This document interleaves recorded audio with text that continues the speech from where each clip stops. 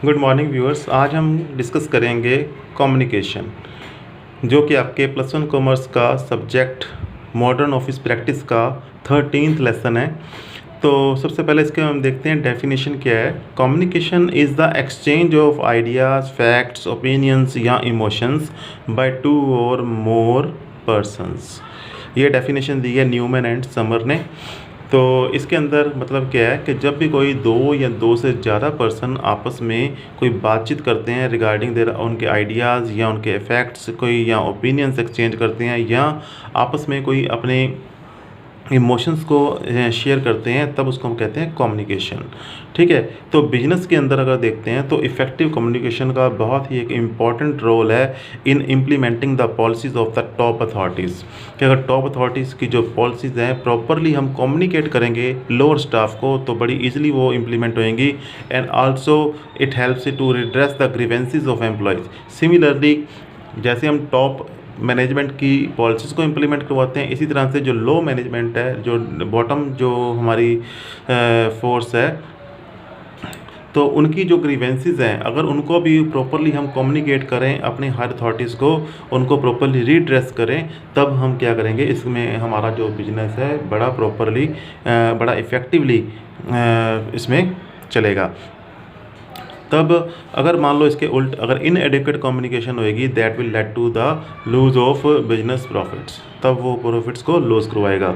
तो इसमें हमने एक चीज़ और देखनी है कि सेंडर जो है मैसेज का वो प्रॉपरली ये भी इंश्योर कर ले कि जो उसने मैसेज दिया है रिसीवर को और रिसीवर ने उसको उसी सेंस के अंदर ही समझा है, किसी और सेंस के अंदर नहीं। तो ये बड़ा एक इम्पॉर्टेंट पार्ट है जब भी कोई कम्युनिकेशन होती है और उसको अगर हमने इफ़ेक्टिव करना है तो ऊपर अब इसके हम करेंगे फ़ीचर्स ऑफ कम्युनिकेशन कि किसी भी कम्युनिकेशंस के फ़ीचर क्या होते हैं। तो बहुत सारे फ़ीचर तो हमने डेफिनेशन के अंदर ही देख लिए कि उसके अंदर कम से कम 2 या 2 से ज़्यादा बंदे हो, पर्सनस हों, उनके अंदर एक्सचेंज हो किसी न किसी मैसेज का, आइडिया, फैक्ट, ओपिनियंस का या इमोशंस का भी हो सकता है कि जो कि एक सिंबल की फॉर्म में हो सकते हैं। मान लो कोई पर्सन काफ़ी खुश है तो उसका हमें पता लग जाता है कि हाँ वो हैप्पी है। तो या मतलब कोई पर्सन अपनी फीलिंग्स को छुपा रहा है तो हम समझ जाते हैं कि वो सैड है। तो इस तरह से वो भी हम कम्युनिकेशन के अंदर ही लेंगे जो कि एक सिंबॉलिक फॉर्म के अंदर है। फिर इसमें हम देखते हैं कि ये जो है हमारे हमारी मैनेजमेंट के हर एक लेवल के ऊपर हमें हेल्प करता है, चाहे वो प्लानिंग है, ऑर्गेनाइजेशन है, कोऑर्डिनेशन है, कंट्रोल है। तो इसके अंदर ये इसके सारे क्या पॉइंट्स बन जाएंगे। सबसे पहला कि इन्वॉल्व्स एटलीस्ट 2 पार्टीज़, कि कम से कम 2 पार्टीज़ तो जरूर होंगी, इससे ज़्यादा जितनी मर्जी हो सकती हैं। तो वो 2 पार्टीज़ कौन सी हैं, एक सेंडर दूसरा रिसीवर। दूसरा क्या है इस कम्युनिकेशन का फीचर कि इनके अंदर एक्सचेंज होएगा आइडिया, फैक्ट एंड ओपिनियन का। तीसरा हो गया कि वो कम्युनिकेशन इन्वॉल्व करती है सिंबॉलिक मैसेजेस को जो कि नॉन वर्बल हैं, बिना कुछ बोले। ठीक है, वो सारे मैसेज भी कम्युनिकेशन का एक पार्ट है। चौथा, it is a continuous process, कि ये एक लगातार प्रोसेस है। इसको इफ़ेक्टिव बनाने के लिए जो है सेंडर इस शुड बी कॉन्फिडेंट कि जो जिस सेंस के अंदर उसने मैसेज को भेजा है रिसीवर ने उसी सेंस के अंदर उसको समझा है। It is pervasive. परवेसिव का मतलब होता है कि हर एक लेवल के ऊपर, हर जगह के ऊपर ये अप्लाई होता है, हर जगह कम्युनिकेशन होती रहती है, चाहे वो टॉप लेवल है, मिड लेवल है या लो लेवल है। तो it is a 2 way process कि सेंडर मैसेज को सेंड करता है, रिसीवर उसको रिसीव करने के बाद दोबारा अपनी फीडबैक देता है। ठीक है, तो ये क्या हो गया, 2 वे प्रोसेस है। फिर आ गया कि ये फैसिलिटेट करता है planning, organisation, direction, staffing, control and coordination.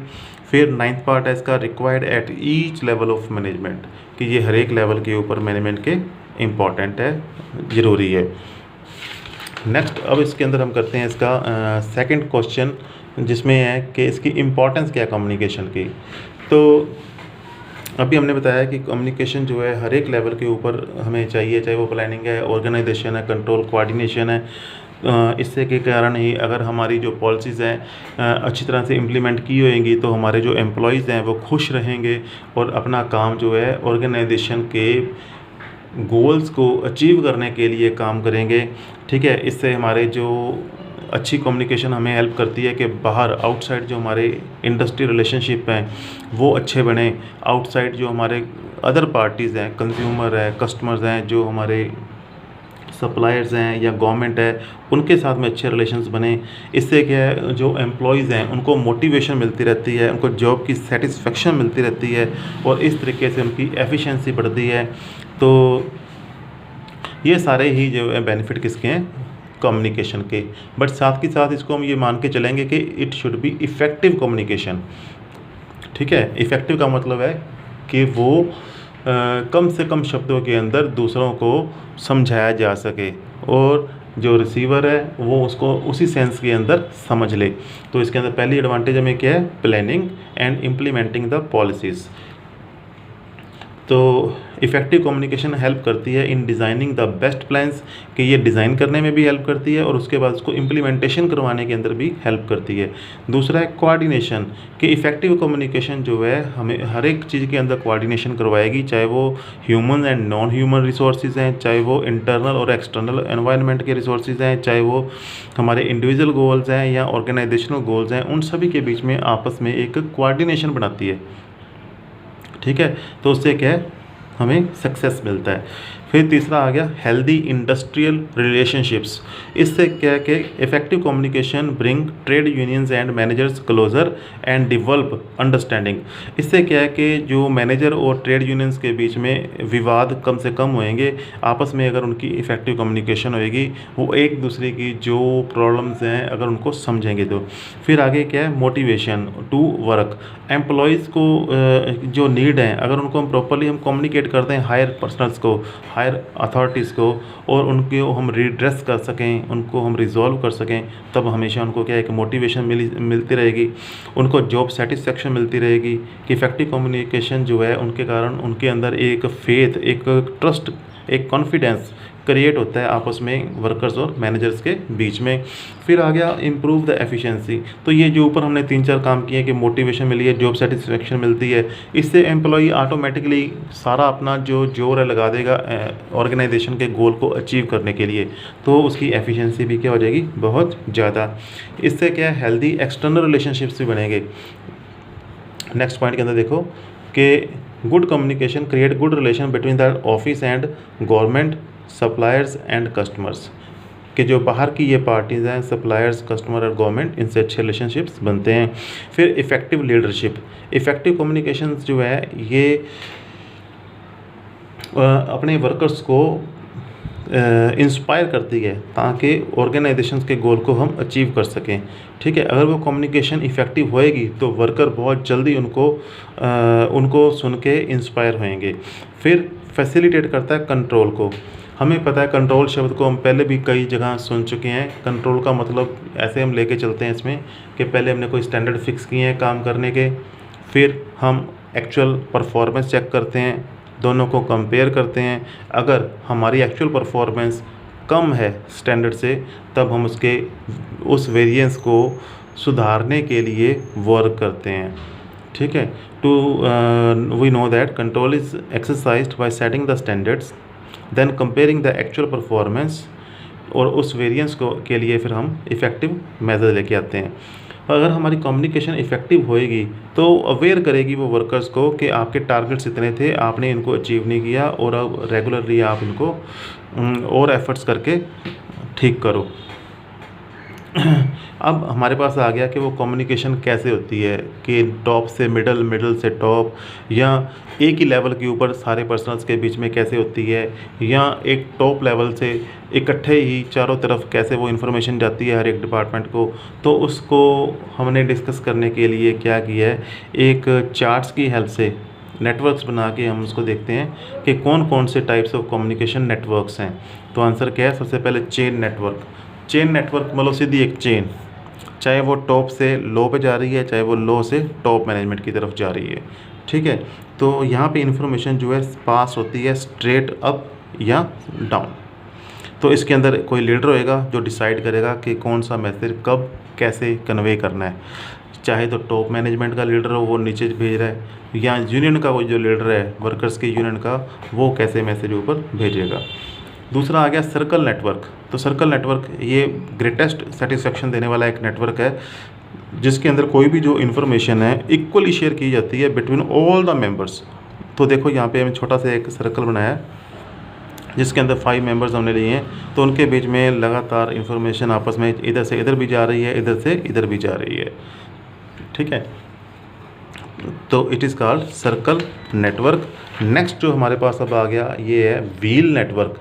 तो देखने में व्हील जैसा तो नहीं लग रहा, तो इसको हम व्हील नेटवर्क कहते हैं, क्योंकि यहाँ पे एक सेंट्रल एक्सल है और ये समझ लो उसकी स्पोक्स हैं, जैसे एक चक्कर की स्पोक्स होती हैं, ठीक है। तो इसके अंदर आप देखोगे कि सेंटर से ही जो इन्फॉर्मेशन है एक ही टाइम पे चारों तरफ जा रही है, इधर भी चारों तरफ, और ये चारों भी क्या हैं, रिपोर्ट करते हैं किसको, सेंटर को, बट इनका आपस में कोई रिलेशनशिप नहीं है। तो it has a central leader who control which message and when is to send, there is no connection between the spokes. हालांकि इन स्पोक्स के बीच में आपस में कोई कनेक्शन नहीं है। मान लो कि ये मैनेजर है, ये अलग अलग उसके डिपार्टमेंट्स हैं नीचे, तो इन डिपार्टमेंट्स का आपस में कोई कनेक्शन नहीं है, बट सारे डिपार्टमेंट सीधे किससे कनेक्टेड हैं, उनके मैनेजर के साथ में। अब नेक्स्ट हमारा जो नेटवर्क आ गया वो है वाई नेटवर्क। वाई नेटवर्क क्या होता है, तो पहले इसमें हम देखते हैं कि इसमें इंफॉर्मेशन जो है एक लीडर से जाएगी, इकट्ठे ही 2 चैनल्स में डिस्ट्रीब्यूट हो जाएगी आगे। जैसे मान लो कि पीछे से कोई इन्फॉर्मेशन आ रही है यहाँ पे ए के पास, ठीक है। अब इसने ए ने आगे उसको सीधे ही 2 चैनल्स के अंदर डिस्ट्रीब्यूट कर दिया, बी को भी और सी को भी, ठीक है। तो इस तरह से क्या है, वो ए चाहता है कि वो इन्फॉर्मेशन अब जल्दी आगे स्प्रेड हो जाए, ठीक है। उसको हम कहते हैं वाई नेटवर्क। अब नेक्स्ट और उसका समझ लो लास्ट क्वेश्चन है ये कि किसी भी कम्युनिकेशन के कौन कौन से एलिमेंट्स हैं। तो एलिमेंट्स का मतलब क्या होता है कि जैसे उसमें सेंडर है, रिसीवर है, उसने मैसेज सेंड करना है, किस चैनल के थ्रू सेंड करना है और कैसे उनकी कोडिंग करनी है, कैसे वो दूसरी जगह जाके डी कोड होएगा और रिसीवर उसको एक्सेप्ट करेगा। तो ये सारे इसके क्या बन जाएंगे, एलिमेंट्स। सबसे पहला एलिमेंट क्या है, सेंडर, जो कि सोर्स ऑफ इन्फॉर्मेशन है, जिसने इन्फॉर्मेशन सेंड करनी है। दूसरा हमारे पास आ जाएगा मैसेज, कि उसने कौन सी इन्फॉर्मेशन सेंड करनी है, वो वर्बल है या नॉन वर्बल है। तीसरा आ जाएगा एनकोडिंग, कि वो इन्फॉर्मेशन उसको कैसे कोडेड फॉर्म के अंदर भेजी है उसने, फिर कौन से चैनल के थ्रू भेजी है, ठीक है। अगर डायरेक्टली बात हो रही है, टेलीफोन पे बात हो रही है या कोई लिख के बातें हो रही हैं, तो वो उसका होगा चैनल। फिर आ गया डी कोड करना, कि यही जो इन्फॉर्मेशन जब अब रिसीवर के पास जाएगी तो रिसीवर उसको पहले डी कोड करेगा, उसको अपने को ओरिजिनल फॉर्म के अंदर पहले उसको लेके आएगा। फिर रिसीवर वो हो गया पर्सन खुद जिसने इस इन्फॉर्मेशन को रिसीव किया है। अब यहाँ पे इन्फॉर्मेशन तो सेंडर से रिसीवर तक पहुँच गई, बट ये प्रोसेस कंप्लीट तभी होएगा जब रिसीवर साथ में कोई ऐसा काम करेगा कि उसको सेंडर को पता लग जाए कि हाँ इन्फॉर्मेशन इसने रिसीव कर ली और उसी सेंस के अंदर रिसीव कर ली जैसे उसने भेजी थी।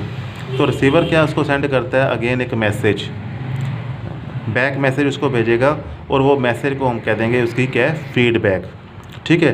तो फीडबैक का इसकी डेफिनेशन क्या बन गई कि ये एक रिएक्शन या रिस्पॉन्स है रिसीवर का, ठीक है, to the message sent by sender, ठीक है। आगे आ गया कॉन्टेक्स्ट। कॉन्टेक्स्ट का मतलब है कि किस एनवायरनमेंट के अंदर ये सारा काम हो रहा है। और 9th इसके अंदर हम डिस्कस करेंगे, एक पूरा लेसन आगे हम डिस्कस करेंगे कि बैरियर्स कौन कौन से रास्ते में आते हैं जब भी कोई कम्युनिकेशन होती है, और उन बैरियर्स को हमने दूर भी कैसे करना है। तो बैरियर चाहे ये भी हो सकता है कि आउटसाइड में नॉइस बहुत ज़्यादा था तो इस कारण इन्फॉर्मेशन कन्वे नहीं हुई, या दोनों की जो लैंग्वेज में प्रॉब्लम थी, ठीक है, तो इस कारण से उनको मैसेज सही तरह से जो है पता नहीं लगा। तो कुछ है हम इसके अंदर क्या करेंगे, बैरियर्स। तो अभी आपने सिर्फ यही देखना है कि एलिमेंट्स कौन कौन से हो गए इसके, यहाँ से लेके ये तक। फिर उसके बाद आ गया हमें इस फीडबैक का, एक मैंने एक क्वेश्चन बनाया अलग से कि फीडबैक का मतलब क्या है और इसकी एडवांटेजेस क्या हैं। तो यहाँ पे देखो आप इसको कि बेनिफिट्स ऑफ फीडबैक या कम्युनिकेशन। फीडबैक का मतलब होता है कि जो उसने रिस्पॉन्स दिया है रिसीवर ने किसके अगेंस्ट, टू सेंडर्स मैसेज, कि इट इज़ द रिस्पॉन्स या reaction of the receiver to sender's message. इसके बेनिफिट्स क्या आएंगे, रिसीवर को क्या बेनिफिट्स हैं और सेंडर को क्या बेनिफिट्स हैं। अलाउ का रिसीवर को बेनिफिट क्या है, it allow receiver to clear the doubts, कि रिसीवर ने उसको द्वारा जैसे मान लो कॉल की कि भाई आपने यहाँ पे क्या लिखा था, ये इसका मतलब क्या है, तो वो उसके डाउट्स को क्लियर कर देगा। यहाँ अलाउ करता है रिसीवर टू आस्क क्वेश्चन, या रिसीवर को अलाउ करता है कि उसमें फर्दर उसकी कोई क्वेश्चनिंग कर रहा है वो उसके अंदर, तो वो उसके क्लियर हो जाएंगे। और सेंडर के लिए कैसे है कि सेंडर को ये मैसेज पता लग गया कि हाँ रिसीवर ने पढ़ लिया, इसी कारण से उसने क्वेश्चन पूछा है, ठीक है। फिर साथ में उसका ये पता लग जाता है कि उसकी एफिकेसी कितनी है मैसेज की, कि मान लो अगर रिसीवर ने साथ ही साथ उसका रिस्पॉन्स दे दिया, इट मीन्स कि हमारा जो मैसेज था वो काफ़ी इफ़ेक्टिव था। अब इसके साथ में सेंडर का एक तीसरा बेनिफिट और क्या है कि अगली जो उसने कोई कन्वर्सेशन करनी है, कोई नेक्स्ट कम्युनिकेशंस करनी है, उसके अंदर वो अपने आप को थोड़ी सी एडजस्टमेंट कर लेगा, पुरानी वाली जो उसमें जो प्रॉब्लम्स आई थी उनको रिमूव करके, ठीक है। तो ये सारी एडवांटेजेस हमें मिलती हैं कि हमें अगर फीडबैक मिलती है तो। So it's all about in this lesson 13th communication. Okay students.